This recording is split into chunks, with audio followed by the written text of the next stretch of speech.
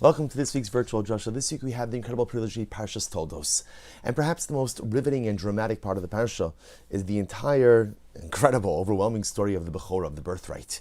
We know again that first Esav sells the birthright to Yaakov for just a bowl of lentils, and then Esav, either having forgotten about this transaction or choosing to ignore the transaction, intends on collecting the brachos, intends on collecting the blessings associated with the birthright. Yaakov Avinu, under the guidance of the matriarch of his mother, of Rivka Imenu, dresses up as his brother, enters into Yitzchak, portrays himself as Esav, and receives the brachos from his father, Yitzchak Avinu. And we know the rest of the story. Esav comes back, is all upset, creates an ongoing sense of animosity between the brothers, between Yaakov and Esav. Yaakov is ultimately forced to flee the familial home in order to seek refuge by his uncle, by Lavan, and the story continues from there. The obvious question that many of the Mefarshim ask, many of the commentaries ponder, is how can you steal a birthright?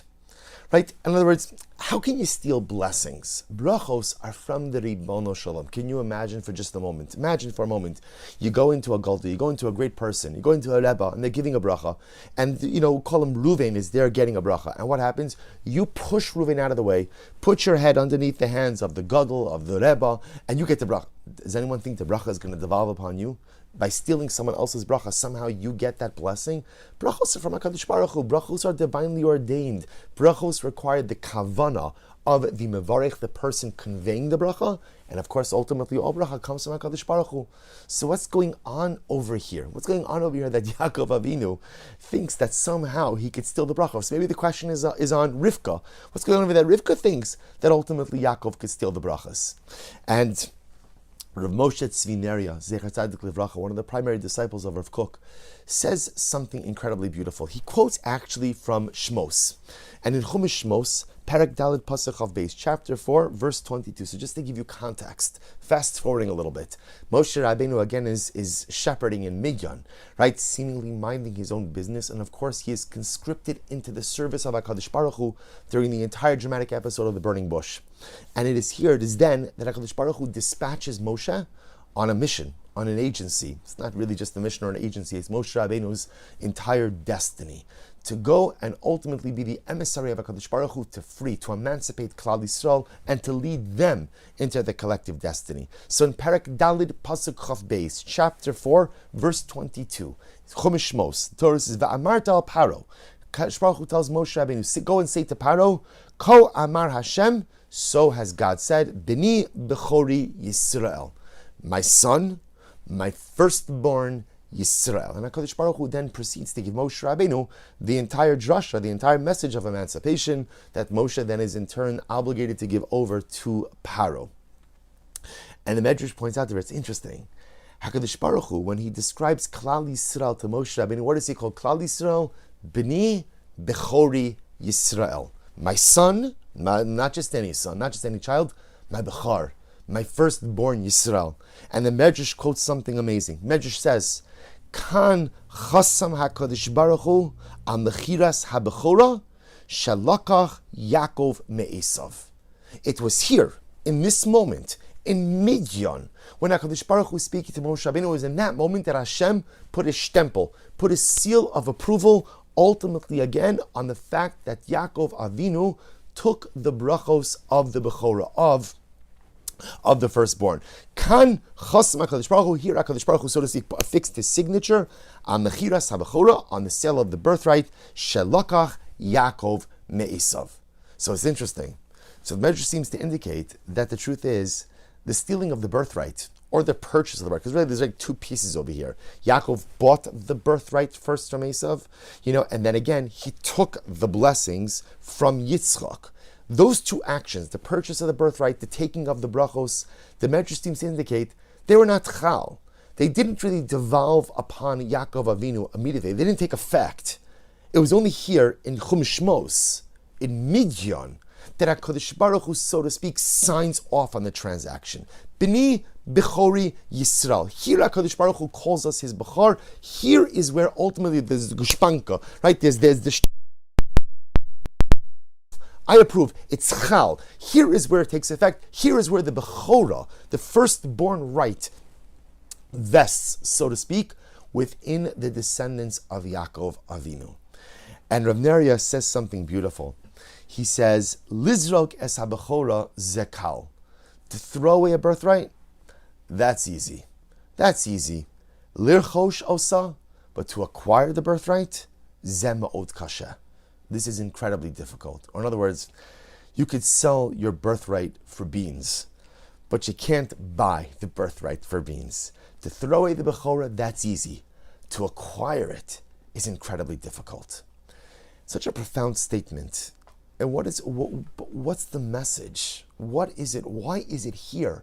It's right. So the events that ultimately again enabled Yaakov to acquire the Bechorah are in Chumash Bereshis, Parashas Toldos, but yet the actual brachos of the Bechorah, the identity of the Bechorah, the destiny of the Bechorah, only takes effect here in Chumash Shmos. Why now?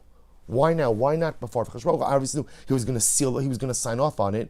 So why not sign off on it in this week's parasha? Why don't we sign off later on? Perhaps what the Medrash is trying to teach us is Klal Yisrael, when do we earn our Bechorah? What was happening in Chumash Shmos? What was happening was collective suffering.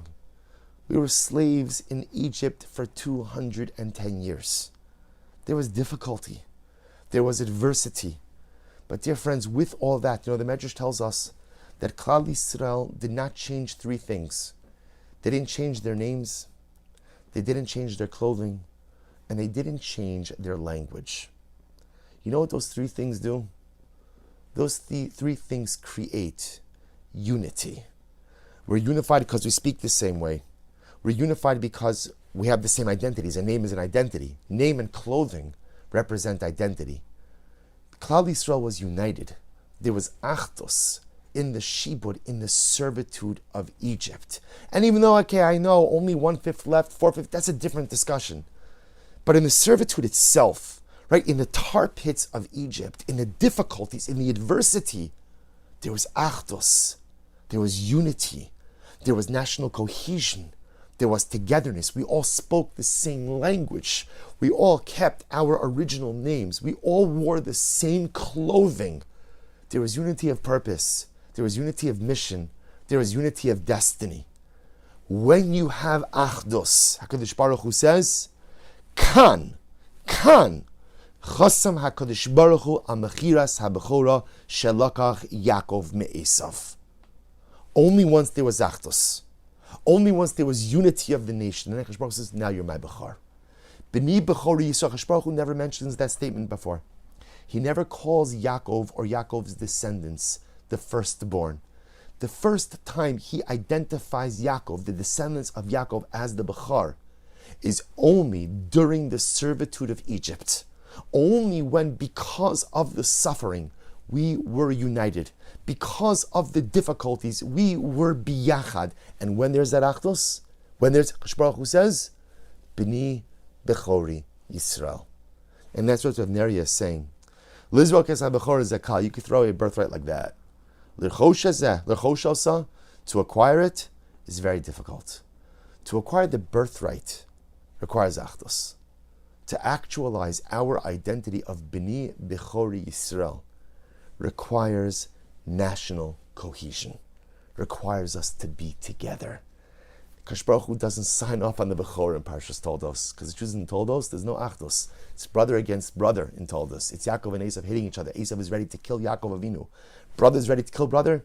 There's no Bechorah over there. Chumash Shmos, Klal Yisrael is suffering, going through some pretty difficult times, but those difficulties allowed them to lean on one another, allowed them to depend on one another, allowed them to get chizuk from one another. Again, they didn't change their core pieces of identity in order to remain united. You're ba'achdus, you're together, B'ni Bechori Yisrael. Now you're my Bechor. The power of achdus, the power of unity. And dear friends, these are the times that we're living in. We're living in times of achdus that, I don't know, I'm not a historian, but I don't know the last time that Klal Yisrael had an achdus like this, a unity. For those of us who were privileged, and I use the word privileged, to attend the rally this past week, to see achdus, to see Jews of all kinds. I'll tell you, as we were traveling from Baltimore, Baltimore not so far from Washington, D.C., but we had to take a train, to a bus, to a train. We came into the platform of the metro station, and the image is seared in my mind.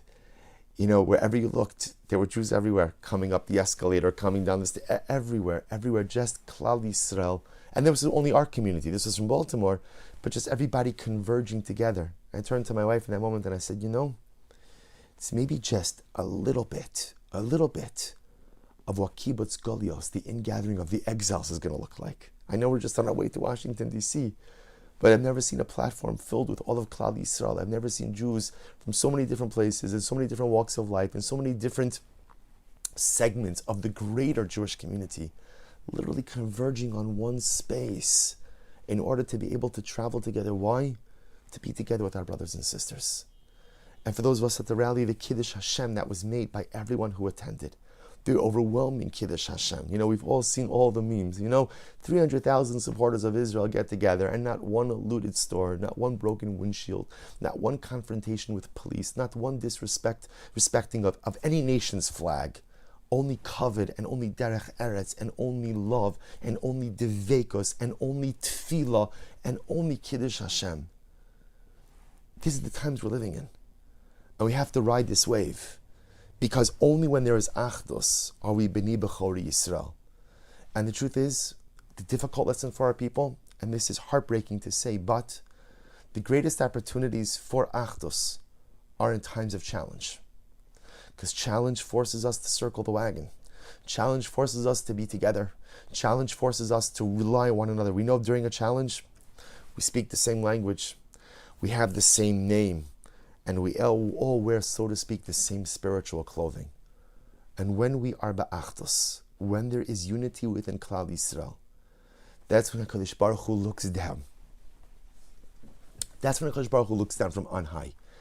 And do you want to know what HaKadosh Baruch Hu said on Tuesday afternoon as there were 300,000 people rallying to bring home our precious hostages and for the success of our precious soldiers and for the success of Am Yisrael and Eretz Yisrael? Do you know what HaKadosh Baruch Hu was saying? I guarantee you, he gathered the entire celestial sphere together.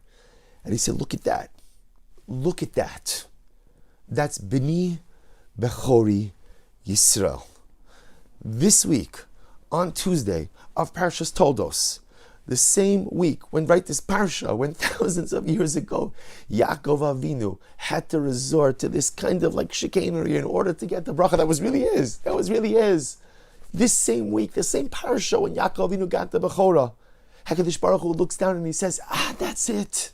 B'ni Bechor Yisrael. That's my Bechor. That's my Bechor. That's my people. That's my nation. Look at them.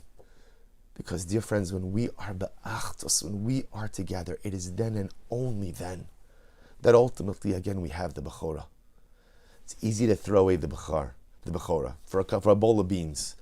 To acquire a Bechorah, to acquire your birthright, to acquire your destiny, to acquire identity as Am Yisrael, takes a lot of work. It takes a lot of heartbreak. But Chavra, it's here. These days of Achdus are sweet. And these days of Achdus are beautiful. And it's heartbreaking how we got here. And it destroys the neshama, and it destroys the heart to know all of the karbanos that had to be offered up on the collective altar of Klal Yisrael, of Kiddush Hashem, to get us to this Achdus. But we say to all of those who died al Kiddush Hashem, V'amar lahem, bidamechem chayi. Through your sacrifice we live. Through your sacrifice we have unprecedented Achdus. And what we all owe to all of those who died al Kiddush Hashem is that we will not let this Achdus dissipate. We will keep it with us. We will keep it within our midst. And to our brothers and sisters currently still held hostage in Gaza, we say to them, we owe it to you to keep this Achdus. We owe it to you to keep this cohesion. We owe it to you. And even when we bring you, each last of you back home, we still won't let the Achdus go. Because HaKadosh Baruch Hu reminds us that when we acquire Achdus in the midst of difficult times, then and dafka then, HaKadosh Baruch Hu affirms who and what we are. B'ni Bechori Yisrael. The Bechor is ours. The brachos are ours. At the end of the day, the designation of the firstborn of HaKadosh Baruch Hu is ours, as long as we are willing to stand side by side.